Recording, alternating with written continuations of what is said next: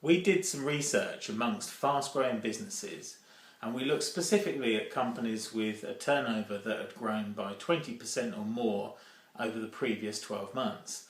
What we found was that 59% of them were unable to raise enough funding for their business. On average, they were 43% short of the figure that they thought they needed. The key consequence of this was that they had to turn down business that they couldn't afford to fund. Now, there is a solution for fast-growing companies, and that is Invoice Finance. It's freely available, and it can even be provided in cases where there's a poor previous credit history.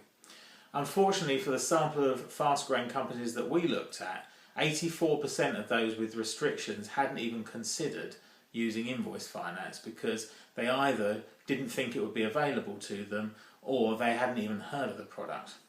Now, on average, we found that 12% of fast-growing businesses were using Invoice Finance, and we identified a further segment which we termed maximum growth companies. Now, those were businesses that couldn't grow any faster even if they did have more funding.